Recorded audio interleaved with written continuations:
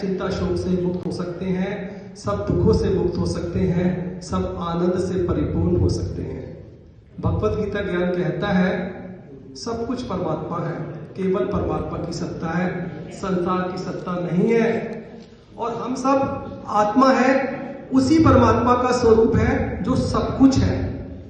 आत्मा अजर है, अमर है, अविनाशी है, नुकसान रहित है। कोई भी इस आत्मा का नुकसान नहीं कर सकता, कोई भी आत्मा को नहीं मार सकता। नैनम छिंदन्ति शस्त्राणि नैनम दहति पावका ना चैनम कृदन्ते आपो ना शोषति मारुता।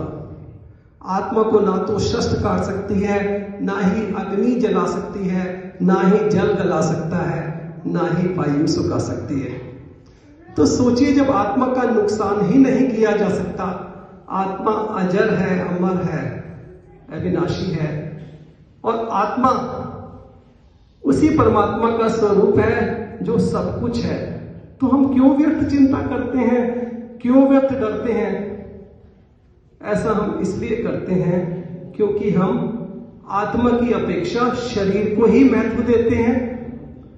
यदि हम शरीर की अपेक्षा आत्मा को ही महत्व दें, आत्मा में ही रमन करने वाले हो जाएं, आत्मा का ही अनुभव करने वाले हो जाएं, आत्मा की शरण में ही हो जाएं, परमात्मा की शरण में ही हो जाएं, तो हम भय चिंता शोक से मुक्त हो सकते हैं, सब दुखों से मुक्त हो सकते हैं, सब आनंद से परिपूर्ण हो सकते हैं। ऐसा ही प्रभु इस श्लोक में कहते हैं, सद्धमान प्रत्यज्य माम एकम शरणम व्रज अहम द्वा पापेभ्यो मोक्षयिष्यामि मां शुचा। यानी कि तू सब धर्मों का आश्रय छोड़ दे।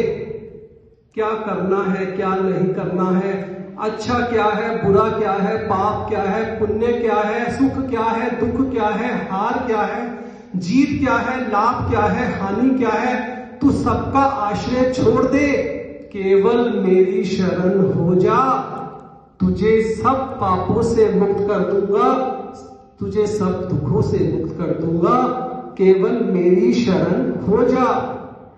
प्रभु गारंटी दे रहे हैं दुखों से मुक्त होने के लिए।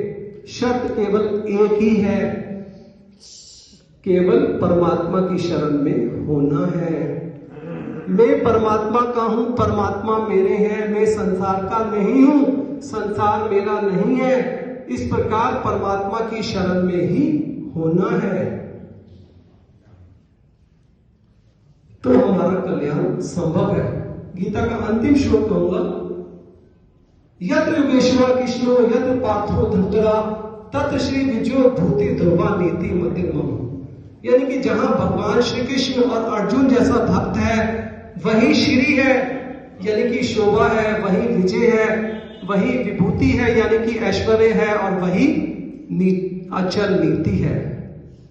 यानी कि जहां प्रभु का आश्रय है वहां सब ठीक है, सब ठीक होगा, और जहां प्रभु का आश्रय नहीं है, केवल संसार का आश्रय है, वहां कुछ ठीक नहीं है, कुछ भी ठीक नहीं होगा। ऐसा हम निश्चय पूर्वक मान ले तो हमारा कल्याण संभव है। 2 मिनट एक कविता कहना चाहूंगा इसी विषय में। हे ईश्वर, मैं कैसे मान लूं पल पल में तू नहीं, कैसे मान लूं हर चीज में तू नहीं, कैसे मान लूं तू दूर है पास नहीं।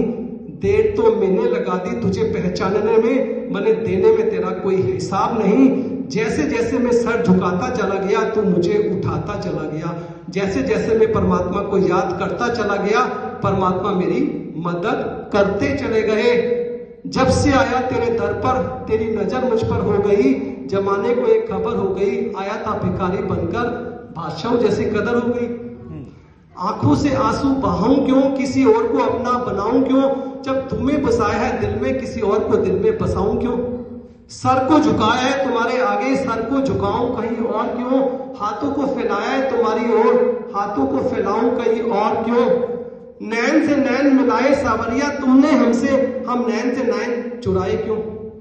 इस प्रकार परमात्मा की शरण में ही होना है, अनन्य भाव से परमात्मा की शरण में ही होना है, तो हमारा कल्याण संभव है। अंत में 1 मिनट गीता का सार कहना चाहूंगा। प्रभु कहते हैं, क्यों व्यर्थ चिंता करते हो, किससे व्यर्थ डरते हो? आत्मा ना पैदा होती है ना मरती है। जो हुआ वह अच्छा हुआ, जो हो रहा है वह अच्छा हो रहा है, जो होगा वह भी अच्छा ही होगा। तुम भूत का पश्चाताप ना करो, वर्तमान चल रहा है, भविष्य की चिंता ना करो। तुम्हारा क्या गया जो तुम रोते हो? तुम क्या लाए थे जो तुमने खो दिया? तुमने क्या पैदा किया था जो नाश हो गया? ना तुम कुछ लेकर आए, जो लिया यहीं से लिया, जो दिया इसी को दिया। खाली हाथ आए खाली हाथ चले। जो आज तुम्हारा है कल किसी और का था, परसों किसी और का होगा। तुम इसे अपना समझकर मनमग्न हो रहे हो। यह प्रसन्नता ही तुम्हारे दुखों का कारण है। परिवर्तन संसार का नियम है। जिसे तुम मृत्यु समझते हो वही एक जीवन है। एक क्षण में तुम करोड़ों के स्वामी बन जाते हो, एक क्षण में तुम दर्द हो जाते हो। मेरा तेरा, छोटा बड़ा, अपना पराया मन से मिटा दो, विचार से हटा दो, फिर सब तुम्हारा है, तुम सबके हो। ना ये शरीर तुम्हारा है ना तुम शरीर के हो। ये अग्नि जल वायु पृथ्वी आकाश से बना है, इसी में मिल जाएगा।